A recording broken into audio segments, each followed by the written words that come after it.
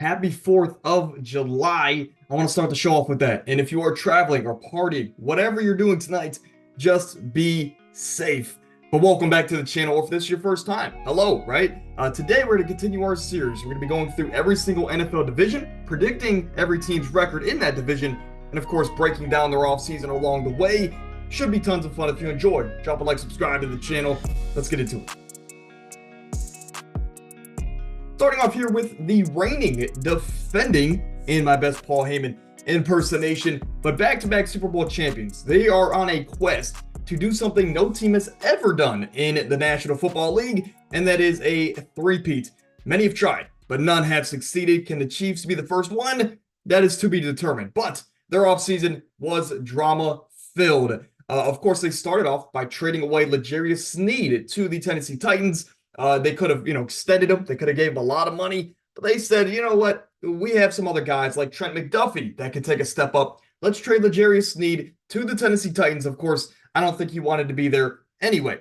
Outside of that, they had some offseason drama. Guys like Rashee Rice had his car incident. Harrison Butker had some questionable comments that I'm not going to bring up on today's show throughout the offseason. And Isaiah Buggs, of course, had a lot of stuff he was doing, and he eventually got released. A lot of things have happened, not so much for the right way for the Chiefs this offseason, but on the plus side, they added Hollywood Brown to give them that true field stretcher, something they haven't had in a long time since the Cheetah left town, but they get him on a cheap deal. Can't go wrong with that. You re-signed or extended Travis Kelce and Chris Jones this past offseason, of course, after your Super Bowl victory. You got to bring back the guys that helped you get there. They did exactly that.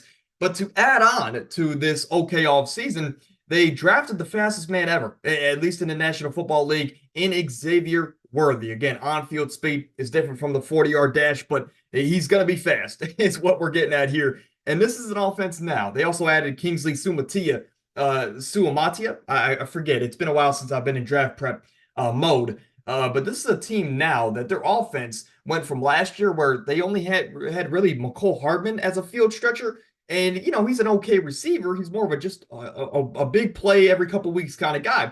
But now you have Xavier Worthy on one side and Marquise Brown on the other. And they're going to stretch defenses out the entire season, health willing, right? And then you also have Rashee Rice coming back. You have Travis Kelce. Both of those guys are great route runners, and they are going to, and they're great at leverage, of course. They're going to dominate in the underneath and intermediate levels this entire season. For the fantasy football players out there, Travis Kelce is going to be a great value in the third round this year. Rashee Rice is going to be a great value in the 8th, 9th round. Those are guys that are going to dominate this year underneath because of how much speed they have on the outside.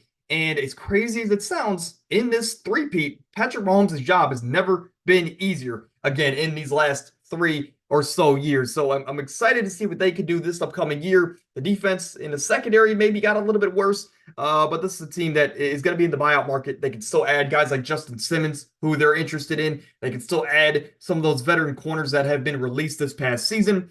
This is a team that if they need a fix, they can go out there and find it.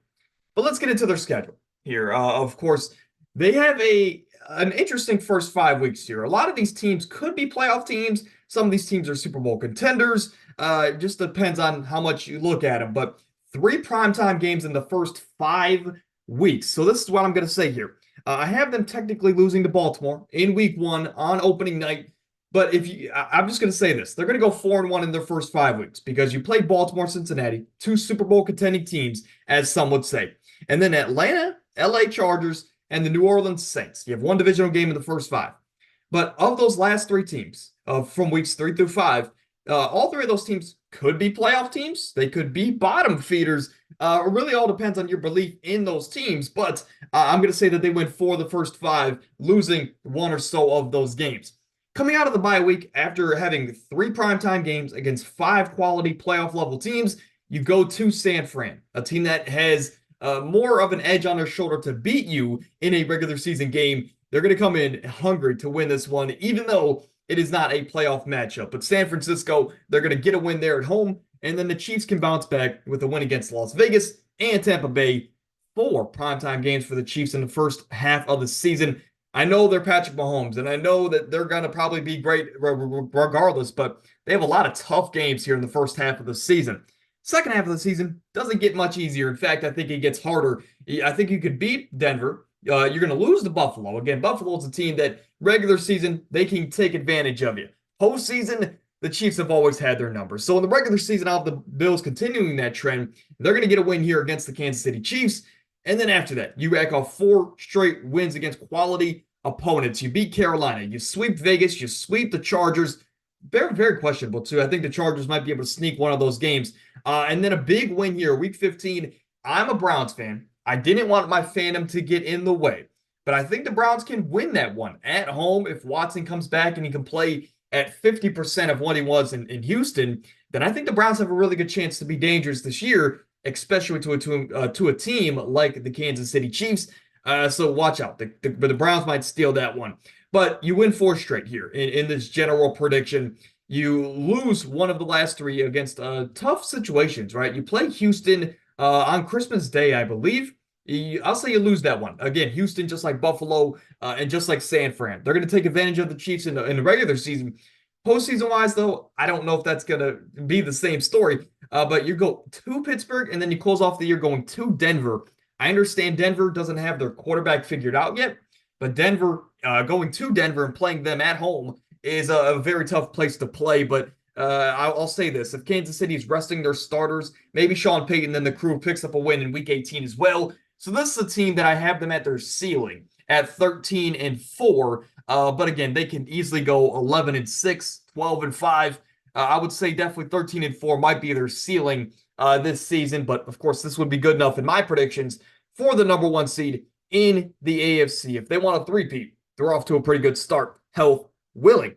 But let's talk about the next interesting team in this division, the Los Angeles Chargers. And I just want you to take a quick look here at those first 6 boxes. When we talk about the head coach, they hired Jim Harbaugh and Greg Roman, 2 guys that love the ground and pound game. They lost their starting receivers, their best pass catchers, in Keenan Allen and Mike Williams. And then I want you to continue to look down here at Gus Edwards and J.K. Dobbins. If you look at those first 6 boxes alone, you can tell what kind of identity this team is going to take going into next season. They're going to be a ground and pound. We're gonna score just enough, and we're gonna play good defense. Hopefully, this has been a historically bad defense in this Joey Bosa era. But we're going to play good defense. We're going to take care of the football, and we're going to win football games.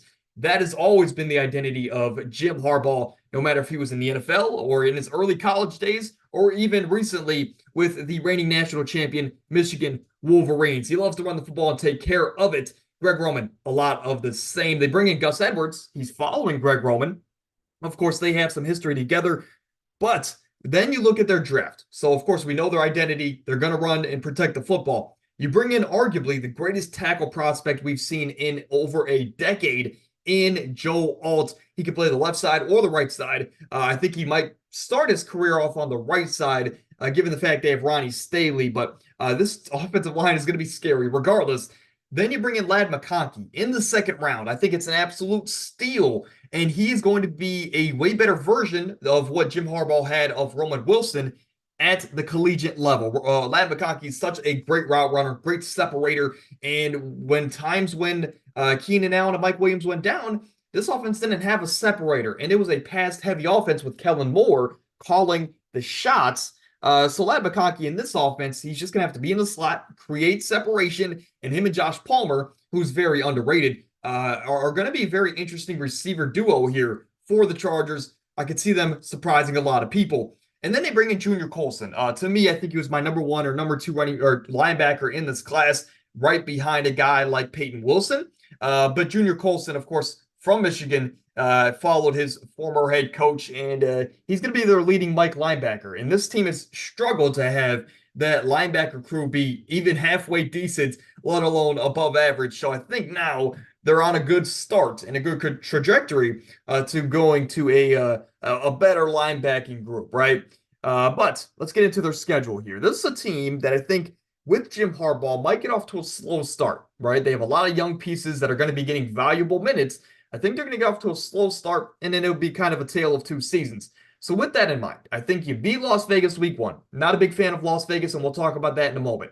Carolina, I think Bryce Young, this could be a big game for him to take advantage of this Chargers defense that hasn't been great in a long time. So Bryce Young, great breakout game there. Then they go into Pittsburgh. They lose that one. And then you have two back-to-back tough losses. And then you have Kansas City at home. I know you're home, but I'm going to have Kansas City pulling out that one. You go into your much-needed bye week early on in the season at 1-3. Now, again, I'm not a big fan of the Week 5 bye week. I think for teams that want to contend for a Super Bowl, Week 5 bye weeks are a death note for you. But for the Chargers, you're just kind of hoping you make it to the playoffs, right? So I think a 1-3 start at Week 5, this is a much-needed bye week. A big fan of it, actually, this for the Chargers, again, with their start. I think you could rally off that bye week with three big wins against Denver in Denver, Arizona in Arizona, and then taking advantage of the New Orleans Saints. Not a big fan of them, as you guys saw last week or the week before. And then week 9, it's a toss-up game. I know the Chargers have had our number, but I'll have the Chargers losing to the Browns. Call it fandom, whatever you want to call it. But I have this team going 4-4 at the midseason mark, right where you want to be if you want to push for a wild card spot. Coming out of of course, the loss to Cleveland, you beat Tennessee and you get a big win here against Cincinnati. And this is where I think you can really start to make that playoff push. Not going to say they're going to make it, but you can start making a legitimate push towards the playoffs, 2 games above 500.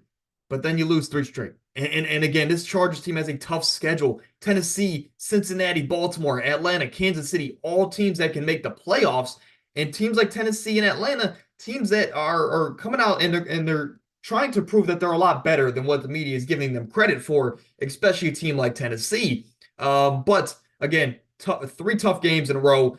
And then I think, in the last 3 to 4 games, I think you're going to win 3 of those. I have them losing to New England because the NFL is weird. Late in the season, should Drake May win that game? No. But again, the NFL is weird, and I'll just have them picking up 3 of those 4 wins to close the season. I have them at a respectable 9-8. Is this their ceiling?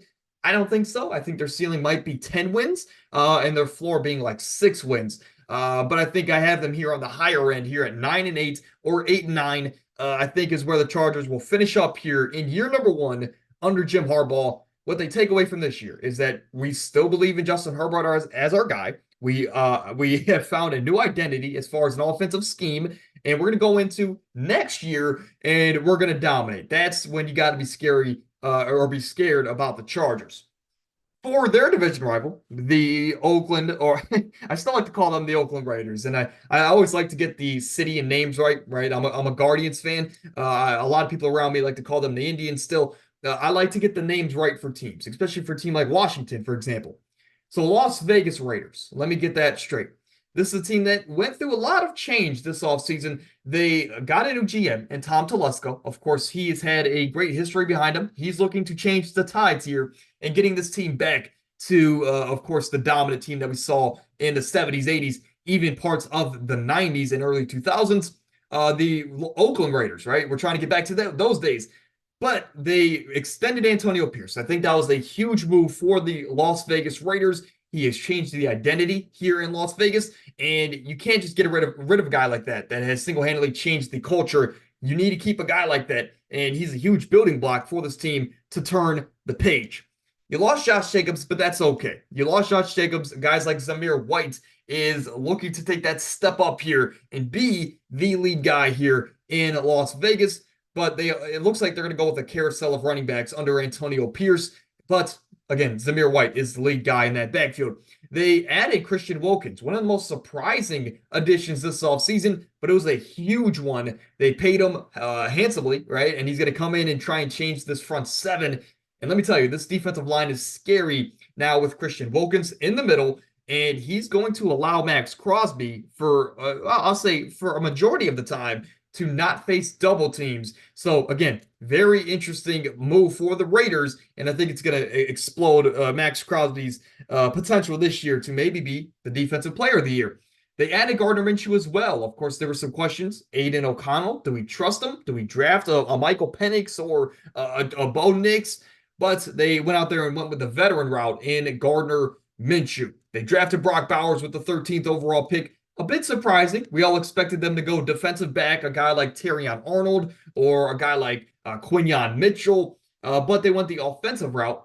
So now they have two dominant tight ends in Brock Bowers and Michael Mayer. And then they bring in JPJ, center out of Oregon. To me, the most dominant interior offensive lineman in this class, unless you, of course, have Talise Fawaga as an interior guy. But he's an elite interior force, and he's going to be the starting center for this team for the next 10 or so years. And I think he's one of the safest picks in the draft.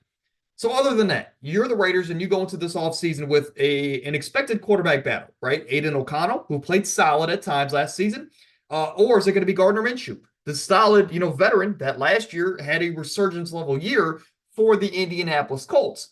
It's going to be an interesting quarterback battle. I don't know if I had to bet as a betting man. I think Gardner Minshew will win the battle and be the starter from day one, especially with how he played down the stretch for Indy last season. But the only other thing here is you're starting to, I guess, get to the end of Davante Adams' contract. What does his future look like? Are you going to extend him? Do you want to trade him to a team, let's say like Buffalo, that needs a number one wide receiver?